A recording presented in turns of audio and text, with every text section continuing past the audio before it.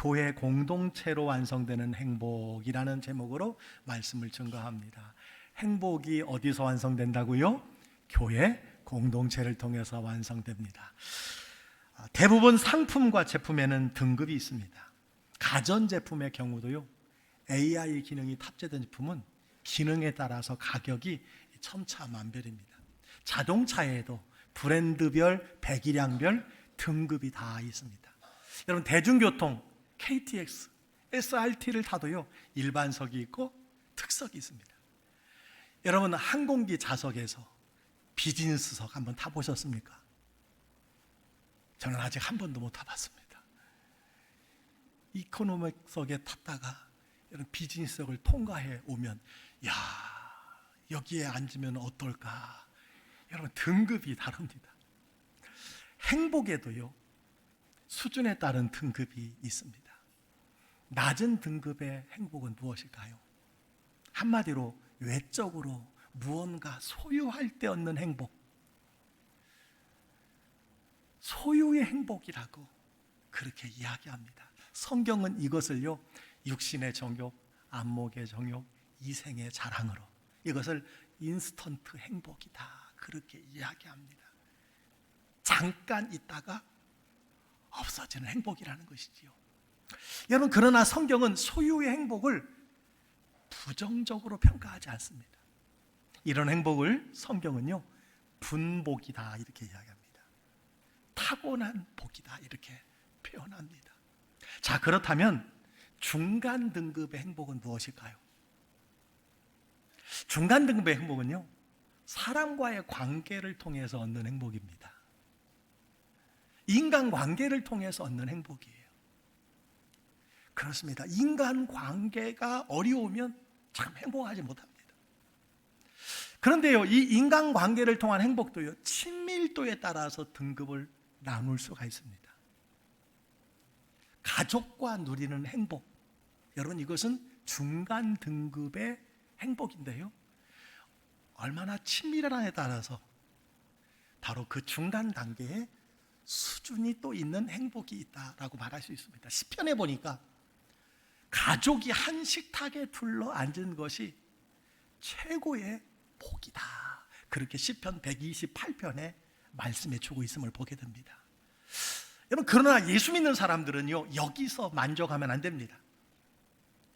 하나님께서 우리에게 최상의 행복을 준비해 놓으셨고 예비해 놓으셨기 때문인 줄 믿습니다. 자, 최상의 행복은 무엇일까요? 한마디로 예수님과 영적 연합입니다. 예수님과 영적으로 하나 되는 것입니다. 이것을요, 오늘 성경 요한복음 15장 5절은 이렇게 표현하고 있어요. 나는 포도나무요, 너희는 가지라. 그가 내 안에, 내가 그 안에 거하면 사람이 열매를 많이 맺나니. 예수님이 내 안에 거하심으로, 내가 예수님 안에 거함으로 주님과 연합하고 주님과 하나 되는 행복, 이것이 최상의 행복이라고 예수님께서는 말씀해 주셨습니다. 그리고 그 결과로 우리 삶 속에서 풍성한 성령의 열매를 맺고, 그리고 하나님께 영광을 돌리는 행복, 이것을요, 오늘 8절은 이렇게 말합니다. 너희가 열매를 많이 맺으면 내 아버지께서 영광을 받으실 것이요. 어떤 열매일까요? 성령의 9가지 열매가 있습니다. 사랑과 희락과 화평과 오래 참음과 자비와 양성과 충성과 온유와 절제. 이 성령의 열매는요, 다른 사람과의 관계 속에서 맺는 열매인 거예요. 하나님은 우리에게 열매를 원하십니다. 하나님은 잎사귀만 무성한 나무가 아니라 열매를 맺되 풍성히 맺기를 원하신다는 사실을 믿으시기 바랍니다. 어떻게 열매를 맺고 풍성히 맺을 수 있을까요? 예수님과 영적 연합, 예수님과 영적으로 하나 되는 것, 예수님 내 안에, 나 예수님 안에 거할 때 맺는 열매인 줄 믿으시기 바랍니다. 하나님께서는요, 우리를 하나님의 형상을 따라 만들었다고 성경에 기록되어 있어요. 따라서 우리가 하나님과 연합할 때만 우리가 하나님과 하나 될 때만 누릴 수 있는 참된 행복이 있습니다. 그래서 어거스틴이라고 하는 신학자는요, 이런 이야기를 했어요. 인간의 마음의 한 구석에는 하나님으로만 채워야 하는 공간이 있는데, 그곳이 채워지기 전까지는, 그곳이 하나님의 것으로 채워지기 전까지는 아무리 세상에 좋은 것으로 채울지라도 참 만족과 참 행복을 얻을 수 없는 존재다. 여러분, 그렇습니다. 정말 그렇습니다. 우리는 하나님이 채워주셔야 될 여러분 공간을 가지고 있어요. 그래서 하나님과 연합하고 하나님과 하나 되고, 하나님이 내 안에, 내가 하나님 안에 거할 때에 참된 행복을 누릴 수 있다는 거예요. 자, 예수님은 우리가 참된 행복을 누리며 살도록 하기 위해서 24시간 우리가 주님과 함께 할 수 있는 새로운 길을 우리에게 선물로 주셨습니다. 혹시 그분이 누구인지 아십니까? 보혜사 성령님입니다. 예수님 말씀해 주셨어요. 내가 또 다른 보혜사를 너희에게 보내리라. 예수님이 보혜사예요. 그런데 나 말고 또 다른 보혜사를 내가 승천한 후에 너희에게 보내주겠다라고 말씀해 주시고 성령을 보내주셨어요. 그것이 여러분 요한복음 14장 16절 17절에 있습니다. 내가 아버지께 구하겠으니 그가 또 다른 보혜사를 너희에게 주사, 그 보혜사가, 그 성령이 영원토록 너희와 함께 있게 하리니 그는 너희와 함께 거하시며 또 너희 속에 계시겠습니다. 여러분, 성령이, 보혜사가, 예수의 영이 여러분 마음 안에 계시는 줄 믿습니다. 그래서 여러분의 몸을 성전이라고 이야기한 거예요. 누가 여러분 이 성전을 모시고 살아가는 겁니까? 예수 그리스도를 영접하는 자, 하나님을 믿는 자, 예수님을 영접하는 그 순간 하나님의 성령이, 예수의 영이 여러분 안에 들어와 계신다는 사실을 믿으시기를 바랍니다. 여러분은 성령과 연합하는 자고, 여러분은 성령과 하나 되는 자요, 예수의 영이 여러분 안에, 여러분의 영이 예수님 안에 계신 줄 믿습니다. 이렇게 성령을 받은 사람이 모여 예배를 드리면서 초대교회가 시작이 됐어요. 초대교회는 성령이 함께하는 최상의 행복을 여러분 누리게 되었습니다. 자, 성경에서 성령이 함께하는 초대교회 성도들의 모습을 여러분 한번 볼까요? 사도행전 2장 44절로 47절 다 같이 한번 읽겠습니다. 시작. 믿는 사람이 다 함께 있어 모든 물건을 서로 통용하고 또 재산과 소유를 팔아 각 사람의 필요를 따라 나눠주며 날마다 마음을 같이하여 성전에 모이기를 힘쓰고 집에서 떡을 떼며 기쁨과 순전한 마음으로 음식을 먹고 하나님을 찬미하며 또 온 백성에게 칭송을 받으니 주께서 구원받은 사람을 날마다 더하게 하시니라. 아멘. 이게 초대교회의 성도들의 모습이었다는 거예요. 그들은 가족 이상으로 자주 모였습니다. 우리도 여러분 자주 모여야 합니다. 하나님을 가까이 하는 것이 복이라고 그랬습니다. 여러분 주일에도 모일 뿐만 아니라 수요일에도 오세요. 금요 심야 기도에도 오세요. 새벽 기도에도 지난주에 얼마나 많이 나오셨는지 몰라요. 여러분 주님 가까이 하시기를 바랍니다. 자주 교회에 모이시기를 바랍니다. 특별히 초대교회는 보니까 자신의 소유를 나누고 섬겼어요. 우리 교회도 1년에 몇 차례 구역원들의 또 성도의 어려운 가정과 형편을 알고 여러분 많은 물질을 여러분 나누고 섬기는 분들이 있음을 인하여 얼마나 감사한지 몰라요. 더 많이 소유하려고 하는 것이 세상의 행복인데요, 나눔과 섬김으로 행복을 누리고 있다는 거예요. 이것이 초대교회의 모습이고 성령이 함께하는 교회의 모습인 줄 믿습니다. 그래서 이들의 별명이 무엇이었느냐? 하늘에 속한 사람이었어요. 그리고 나중에는 그리스도인이라고 하는 별명을 얻었어요. 그리스도에게 속한 사람. 예수님은 이 영적 원리를 요한복음 15장에서 포도나무 비유로 우리에게 말씀해 주셨습니다. 그것이 여러분 오늘 15장 5절의 말씀이에요. 나는 포도나무요, 예수님은 포도나무라는 겁니다. 너희는 가지라. 여러분은 가지예요. 그가 내 안에, 예수님이 내 안에, 내가 그 안에 거하면 사람이 열매를 많이 맺나니 나를 떠나서는 너희가 아무것도 할 수 없습니다. 예수님은 포도나무요, 우리는 가지라고 했습니다. 즉 포도나무와 가지는 연합된 관계예요. 하나된 관계를 의미합니다. 여러분, 가지는 나무로부터 양분을 공급받으며 철을 따라 열매를 맺는 거예요. 가지가 힘쓰는 것 아닙니다. 가지가 노력하는 것 아닙니다. 가지가 힘쓰고 노력하는 것은 한 가지입니다. 나무에 붙어 있는 거예요. 나무에 붙어 있는 거. 그래서 제가 거듭 말씀드려요. 신앙생활은 다른 게 아니에요. 힘쓰고 애쓰고 노력하는 것 아니에요. 주님께 붙어 있는 거예요. 하나님의 말씀에 붙어 있고 1년 52주 주일 예배에 붙어 있고 날마다 하나님을 가까이 하는 것, 그것이 신앙생활이에요. 그래서 신앙생활을 어떤 분은 맡기는 거라고 그랬어요. 맡기는 것. 여러분, 맡기는 것은 다른 말로 말하면 포도나무에 붙어 있는 가지입니다. 저절로 때를 따라 열매를 맺는 거예요. 이것은 예수님과 우리의 관계에 대한 비유입니다. 예수님이 우리에게 요구하시는 것은 다른 것이 아니에요. 나에게 붙어 있으라는 거예요. 나에게 제발 붙어 있으라는 것입니다. 그런데요, 갈수록 주님께, 교회에, 예배에, 봉사와 헌신의 자리에 붙어 있지 못하게 사탄 마귀가 역사합니다. 성경 보니까 우는 사자와 같이 삼킬 자를 찾고요, 주님께 붙어 있지 못하게 해요. 하나님께 붙어 있지 못하게 해요. 예배와 멀어지게 합니다. 온갖 수단과 방법을 다 동원해서 하나님과 멀어지게 해요. 저절로 여러분, 하나님을 멀리하고 언젠가부터는 저분이 예수를 믿었던 사람인가 의심하게 되는 경우가 있다는 거예요. 예수님은 붙어 있으라고 말씀해 주십니다.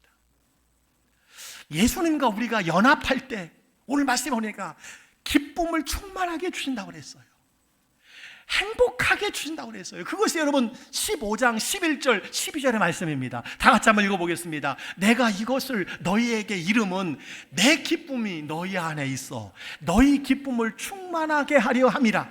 내 계명은 곧 내가 너희를 사랑한 것 같이 너희도 서로 사랑하라 하는 이것이니라. 아멘. 우리가 주님께 붙어 있으면 주님의 기쁨이 나의 기쁨이 된다는 거예요. 주님의 행복이 우리에게 이식되어서 우리가 행복한 삶을 살게 되어지고, 우리가 행복하게 되니까, 내가 기쁨이 충만하니까 그 기쁨이 어디로 가는 겁니까? 이웃에게, 믿지 않는 사람들에게 가는 거예요. 그래서 서로 사랑하게 된다는 것입니다. 여러분, 초대교회 성도들이 서로 사랑한 것은 그 이유가 무엇입니까? 그들의 성품 때문입니까? 아니에요. 예수님으로부터 그 기쁨과 행복과 사랑이 여러분 흘러 들어왔기 때문인 줄 믿습니다. 초대교회 성도들이 환난과 핍박 중에도 서로 사랑하면서 고난을 이겼습니다. 그들은 소수였습니다. 서로 사랑하는 것을 보고 사람들이 교회를 칭송했어요. 교회로 모여들기 시작했습니다. 그들은 교회를 통해서 서로 사랑함으로, 야, 참 기쁨이 있는 곳이구나, 참 행복한 곳이구나, 이것을 보여주기 시작했다는 것입니다. 그래서 여러분, 거대한 로마 제국이 기독교를 핍박하고 예수 믿는 사람들을 잡아 가두어 여러분 짐승의 먹이로 던져주던 나라가, 당시 여러분 로마는 세계 최강국입니다. 그 나라가 기독교를 공인하게 되었습니다. 왜 그렇습니까? 믿는 이들이 서로 사랑했기 때문에 그런 줄 믿습니다. 그래서 로마 역사가인 타키투스는요, 당시 그리스도인들의 모습을 그 오래전에 뭐라고 기록했느냐? 저들은 세상을 변화시킬 것이다. 저들은 서로 특별히 사랑하기 때문에. 여러분, 이것이 교회인 줄 믿습니다. 교회는 행복한 공동체, 사랑의 공동체인 줄 믿습니다. 우리 교회가, 여러분이 섬기는 교회가 이런 교회가 되기를 주의 이름으로 축원합니다. 우리가 예수님과 연합하면, 우리가 예수님과 하나 되면, 우리가 예수님께 붙어 있으면 그 행복이 우리에게 흘러 들어옵니다. 그리고 예수님 때문에 행복한 사람은 반드시 다른 사람에게 그 행복을 전하게 돼 있어요. 그 사랑을 전하게 돼 있습니다. 내가 믿는 예수가 너무 좋으면 전하지 아니할 수 없어요. 증거하지 아니할 수 없어요. 따라서 서로 사랑하라는 주님의 명령은요, 믿는 자에게 의무가 아니라 자연스럽게 나타나는 열매인 줄 믿으시기를 주의 이름으로 축원합니다. 그러나 안타까운 일은요, 최근 지역교회에 속하지 않고 지역교회에 출석하지 않고 나 혼자 예수 믿고 행복한 삶을 살면 되지 않은가, 이런 잘못된 생각을 가진 분들이 많아져 가고 있습니다. 이런 분들을 소위 가난한 신자, 가난한 성도라고, 가난한 교인이라고 이야기합니다. 예수는 믿지만 교회는 안 나가는 분들이 많이 계세요. 그래서 온라인 신자, 방송 신자, 선교 단체 신자가 적지 않습니다. 여러분, 온라인으로도 예배 드리는 것은 감사한 일이에요.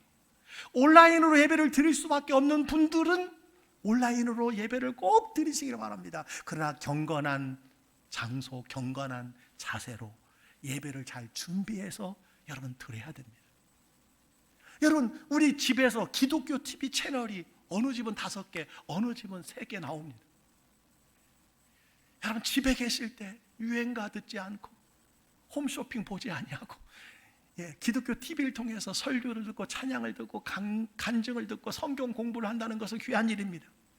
여러분, 라디오를 들으면 극동방송이 나옵니다. 신앙에 얼마나 유익한 매체인지 모릅니다. 한국교회 보고라고 저는 생각합니다. 보물이에요. 여러분, 그러나 꼭 기억해야 할 것이 있어요. 지역교회 공동체보다 먼저일 수 없어요. 지역교회 공동체보다 우선일 수 없습니다. 하물며 여러분, 온라인으로 주님의 대명령, 하나님의 사랑, 이웃 사랑을 얼마나 실천할 수 있겠어요? 대위임, 성령이 너에게 임하면 땅끝까지 이르러 복음의 증인이 되라는 이 명령, 여러분 온라인으로 감당할 수 있습니까? TV 보면서 감당할 수 있습니까? 서로 사랑의 사명, 여러분 온전히 감당할 수 없습니다. 만일 가난한 성도, 온라인 성도들을 주님이 기뻐하시고 옳다면, 여러분 사도행전에 나오는 초대교회 성도들은 가장 어리석은 신자일 것입니다. 여러분, 지역교회가 중요합니다. 지역교회를 통해서 하나님이 예비하신 행복과 기쁨을 누릴 수 있는 줄 믿으시기를 주의로 축원합니다. 여러분, 국민 시인이라고 하는 분이 계세요. 누굽니까? 나태주 시인. 그분이 행복에 대해서 이런 시를 지었어요. 저녁 때 돌아갈 집이 있다는 것, 힘들 때 마음속으로 생각할 사람이 있다는 것, 외로울 때 혼자서 부를 노래가 있다는 것.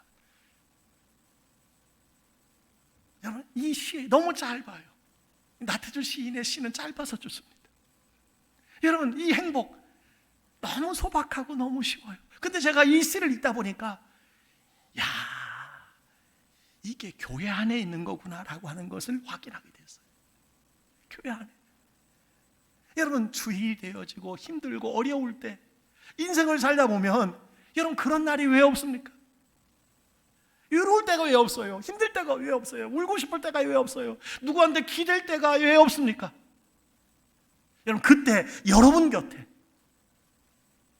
교회 공동체가 아니라면 누가 여러분과 함께 울어줄 수 있겠습니까? 누가 여러분과 함께 그 고통의 시간을 밤지 세울 수 있겠습니까? 신문에 보니까 노후 3대 불안 요소가 있더라고요. 노후의 3가지 불안 요소 뭔지 아십니까? 건강, 돈, 외로움이라고 합니다. 여러분, 다른 것은 몰라도 외로움의 해결책이 여러분 있습니까? 외로움의 가장 좋은 해결책은요, 교회 공동체가 제일입니다. 아멘입니까? 저는 우리 교회의 모든 세대가 행복했으면 좋겠어요. 모든 세대가 행복하기를 주의 이름으로 축원합니다. 특별히 우리 교회는요, 어르신들이 얼마나 행복한 교회인지 몰라요. 화요일에 전후반기로 지혜자 학교가 열려요. 별의별 취미 활동 속으로 얼마나 즐겁게 보내시는지 모릅니다. 식사까지 교회에서 잘 하십니다. 여러분, 주일 예배 후에 또 식사하고 그레이스부의 모임이 있어요. 찬송하고 기도하고 속으로 구역끼리 모여서 한 주간의 말씀을 나누고 기도의 제목을 나누고, 여러분, 주중에는 또 청중 카페에서 당번을 정해서 매일 거기서 여러분 모여서 차도 마시고 기도도 하고 찬송도 하고, 여러분 정말 멋진 시간을 여러분 보내시는 것을 보세요. 담임 목사로 얼마나 여러분 기쁘고 감사하고 행복한지 몰라요. 여러분, 교회 소속이 이렇게 중요합니다. 여러분, 청소년의 시기, 그리고 청년의 시기, 중년의 시기, 노년의 시기, 다 교회에 소속하는 것은 중요합니다. 여러분, 다큐멘터리 중에 동물의 왕국 여러분 보셨죠? 맹수의 표적이 되는 동물의 공통점이 있어요. 맹수의 밥이 되는 동물의 공통점이 무엇인지 아십니까? 무리를 떠나 있는 동물이에요. 공동체를 떠나 있는 동물입니다. 공동체와 멀찍이 있는 동물이에요. 여러분, 이것이 영적인 세상의 한 단면이라는 사실을 우리가 기억해야 돼요. 이것이 신자의 모습일 수 있습니다. 그래서 전도서 4장 10절에는 말합니다. 홀로 있어 넘어지고 붙들어 일으킬 자가 없는 자는 화가 있으리라. 여러분, 내가 넘어지면 일으킬 자가 있습니까? 나를 위해서 기도해 줄 자가 있습니까? 이게 교회인 줄 믿습니다. 신자에게 교회 공동체가 필요합니다. 신자에게도 필요합니다. 필수인 줄 믿으시기를 바랍니다. 여러분, 1세기 상황은요, 예배하기 위해 모이면 죽을 수도 있는 위험한 상황이었어요. 그러나 초대교회 성도들은요, 지하 동굴에서 은밀히 모였습니다. 여러분, 이탈리아에 가보면 곳곳에 카타콤이 그 지하에 몇 킬로가 얽혀 설켜 있는지 모릅니다. 이곳에 예배의 처소예요.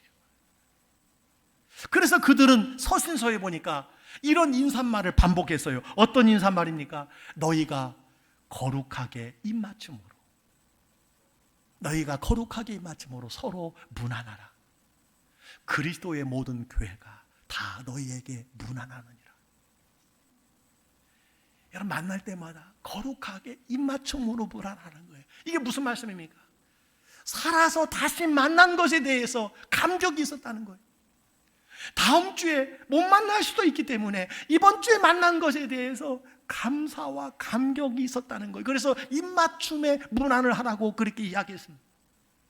여러분, 그들이 목숨 걸고 교회로 모일 수밖에 없었던 이유가 무엇입니까? 그리스도인이 함께 공동체를 이룰 때 그곳에 성령이 함께 하시고 서로 격려하며 기도하며 살아날 수 있었기 때문인 줄 믿습니다. 그래서 성경은요, 모이기에 힘쓰라고 그랬어요. 히브리서 10장 24절 25절은 이렇게 말합니다. 서로 돌아보아 사랑과 선행을 격려하며 모이기를 패하는 어떤 사람들의 습관과 같이 하지 말고 오직 권하여 그날이 가까움을 볼수록 더욱 그래 하자. 말세의 사랑이 식어질수록, 모이기에 힘들수록 더 힘써 모이라고 그랬어요. 여러분, 더 힘써 우리가 예배에 모이고, 더 힘써 집에서 모이고, 구역으로 모이고, 소그룹으로 모이시기를 주의 이름으로 축원합니다. 초대교회 성도들은 영적으로 살기 위해서 집에서 모였어요. 성전에서 모였습니다. 여러분, 모이는 것이 교회인 줄 믿으시기 바랍니다. 그러나 또 교회는 세상으로 흩어졌어요. 여러분, 교회가 모이는 이유가 무엇입니까? 세상에 흩어지기 위함입니다. 초대교회는 열심히 모였기 때문에 핍박이 있을 때 더 넓은, 여러분, 이방인들에게 복음을 전하게 되었고, 흩어진 그곳에서 교회가 세워지고, 그곳에서 그리스도인이라고 하는 별명을 얻게 되었습니다. 사랑하는 성도 여러분, 신앙생활은 나 혼자 외딴 섬이 되면 절대 행복할 수 없습니다. 최상위의 행복을 누릴 수 없습니다. 우리 안에 있는 행복은 주 안에서, 성령 안에서 서로가 함께 모일 때 열매가 맺히고 풍성해진다는 사실을 믿으시기를 바랍니다. 모임을 통해서 서로 사랑과 선행을 격려하게 되는 것입니다. 내 믿음이 흔들리고 내 행복이 소멸되어 갈 때 함께 모여서 기도하고 격려하고 위로하면서 우리는, 여러분, 회복이 되는 것입니다. 그래서 성경은요, 강조하는 단어가 있습니다. 서로. 이걸 얼마나 강조하는지 몰라요. 두세 사람 연합, 함께, 그리고 세 겹줄 반복해서 강조합니다. 이것이 신앙생활이라는 것이, 이것이 교회생활이라는 것입니다. 그래서 전도서 4장 12절에는 이렇게 말씀합니다. 한 사람이면 패가 끊어와 두 사람이면 맞설 수 있나니 세 겹줄은 쉽게 끊어지지 아니하느니라. 그래서 사도 바울은 가는 곳마다 서로 격려하라고 계속해서 말씀합니다. 여러분, 몇 가지만 볼까요?